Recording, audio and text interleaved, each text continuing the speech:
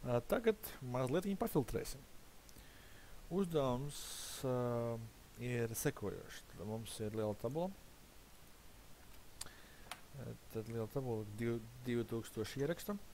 Un no šīs tabulas ir jāizdzēš ārā šie studenti. Tātad, teiksim, kad viņi nav apstiprinājuši savu pieteikumu, līdz ar to šajā sarakstā viņiem nav jābūt.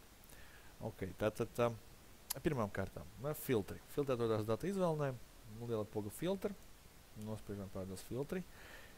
Parādās tieši šeit, tāpēc, kad šī tabula ir izolēta no pārējā teksta. Mums ir apkārt tukšas rindas un kolonas. Reko šeit redzam, ja? Tad mums ir šeit tukša rinda, šeit mums ir tukša kolona, un apakšā mums arī ir tukša kolona. Tikai pateicoties tam, Excels pareizi noteica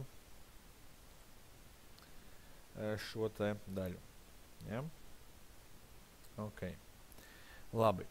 Tātad, lai izfiltrētu no šī sarakstā tieši šo stabiņu, mēs nevaram izmantot iebūvētos rīkus, kas būtu šeit.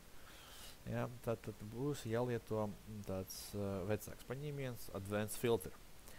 Ko viņi lieto? Pirmām kārtām, ko ir jāizdara, pirmām kārtām ir jāsagatavo šīs stabiņš. Jo te ir sarakstīti tie vārdu uzvārdi, kurus ir jāizdzēš, bet, lai filtrs viņus labāk uztvertu, vajadzētu norādīt, ka šīs stabiņš ir uzvārds un šīs stabiņš ir vārds. Un to var ļoti vienkārši izdarīt ar šīm divām šūniņām. Ja, tad, ko mēs te izdarīsim? Clear all. Iztīrīsim. Un šo daļiņu vienkārši pārkopēsim. Ļoti vienkārši. Kā man tas izdevās? Kontrol taustiņš un velkam. Tā ir kopēšana. Labi, nākamais. Data. Advanced filter. Viņš ir. Pirmais solis. Obligāti pārbaudīt, vai viss ir pareizi. Viņš ir pareizi izvēlējies apgabalu. Viss ir forši pareizi. Criteria range. Kur tad tas apgabals, pēc ko filtrēt. Nu, viņš ir šeit. Ko mēs daram? Liekam kursoru pašā sākumā, virsrakstā. Un Ctrl Shift uz leju pa labi. Iezīmējam mūsu apgabalu. Ja? Nospiežam OK.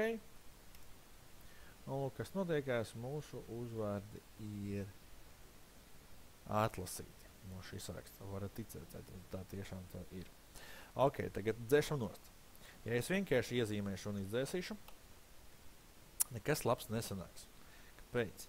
Jo tagad, ja mēs izvēlēsimies clear, redzam, ja, kad parādās tukšas rindas. Jo mēs vienkārši izdzēsām saturu, nevis izdzēsām ierakstus. Lai dzēstu ierakstus, ir jānospiež labās spēles klikšķis Delete Row. Tagad uzmanību skatāmies, ko viņš mums pasaka. Viņš pasaka Delete Entire Sheet Row. Tas nozīmē, ka tiks izdzēsta visa rinda. Tas atkal nozīmē, ka mēs izdzēsīsim arī šos ierakstus.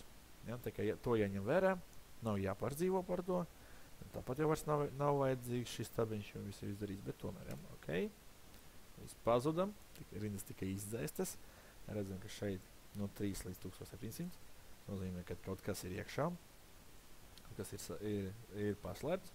To mēs skaisti parādam ar data clear. Lūk, visu parādīts. Labi, šī daļa mums vairs nav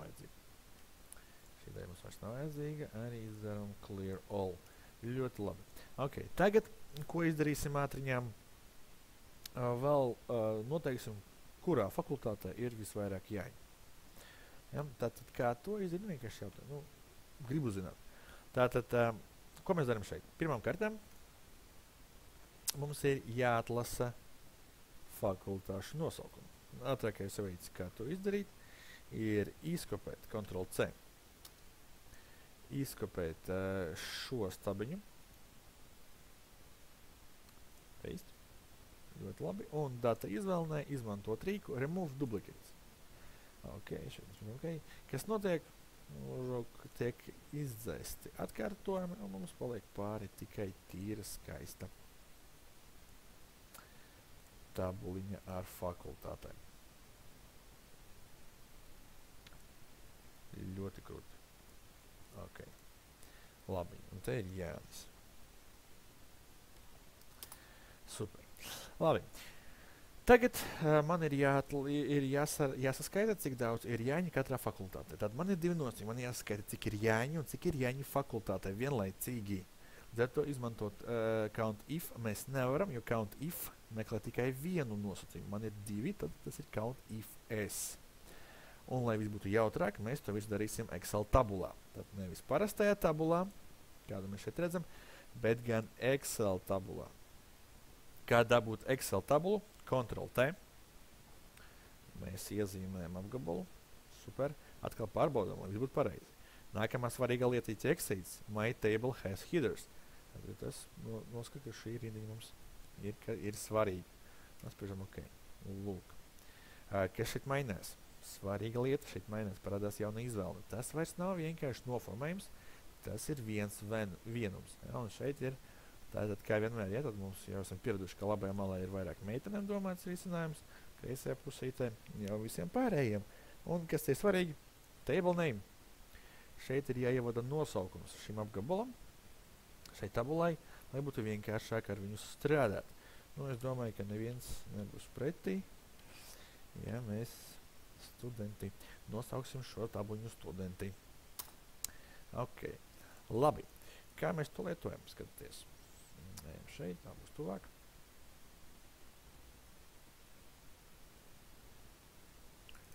Ok, padaudz. Tā, CountIfs. CountIfs. Lūk, šis variants. Tā. Pagaidām, es laikam tad labāk novākšu izlīdzinājumu. Tā būs labāk. CountIfs. Criteria range. Tātad sāksim skaitīt pēc fakultātes nosaukuma. Tātad criteria range ir stabiņš ar fakultātēm. Ko es daru? Es rakstu, ka man ir tabula studenti. Redziet, mums te parādās apakšā. Pat uzpikīts. Tab nospiežam. Tabulā studenti kvadrātiekava ir kolonu ar nosaukumu fakultāte. Tas mums būtu šeit. Kvadrātiekava semikols. Tad šādā veidā, izmantojot Excel tabulu, mēs esam norādījuši vienu stabiņu tabulā studenti. Nākamais redzam kritērijs. Kāds ir kritērijs šajā gadījumā? Protams, kad šīs nosaukums, fakultātes nosaukums. Semikols. Otrs kritērijs. Criteria range 2. Tātad tu. Šeit mēs rakstam studenti atkal, jo tabula ir tā pati. Bet kvadrātiekavā šoreiz norādam vārds. Aizveram iekavu. Un kā kritēriju norādam Jāni. Okay. Tā kā esam gudri, iesaldējam šo lietiņu, jo tas nekad nemainīsies. Spiežam Enter un pavalkam uz leju. Lūk šādu. Un redzam, ka ETF-ā ir visvairāk Jāņu, ar ko jūs arī apsveicat.